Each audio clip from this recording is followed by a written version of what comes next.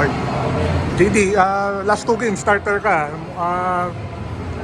Ano mo tinitake advantage yung opportunity na binibigay sa'yo ngayon?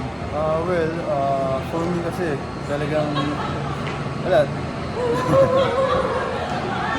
Yung una, hindi ko rin na-expect na mag-first score ko kasi yun nga, ilang games ako din nakalaro.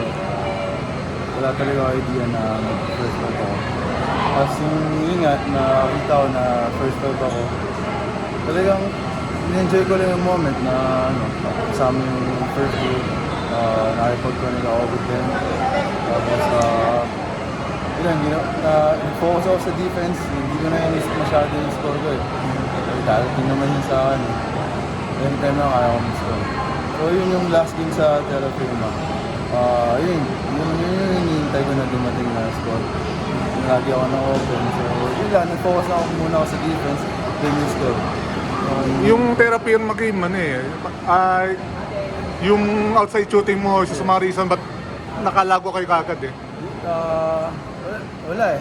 Na-feel ko na yung game eh. Nung unang hit ko ng isang 3 points, na-feel ko na kagad na sabi ko tuloy-tuloy ito kaya ito.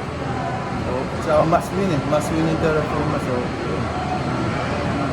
Hindi gano'n lang saya na kasi siyempre nag-start ka sa PBA, hindi ko siyang gamit, may mga injuries din, pero ngayon pangat na yung laro mo dito. Actually, wala talaga akong ibang ina-expect kung umangat man ako hindi. Wala. Dito wala lang ako kay Lord. Tulad ng lahat ng ginagawa ko para sa kanya. Yung mga nangyari sa buhay ko ngayon, bonus na. Yun lang naman. Kung pumirma ka dito, wala kang expectations na nagagamit ka or... Yes, well, nung bago, before ako mag-sign sa Converse, nag-iisip din ako eh kung magamit pa ako o hindi kasi ang dami, loaded talaga eh.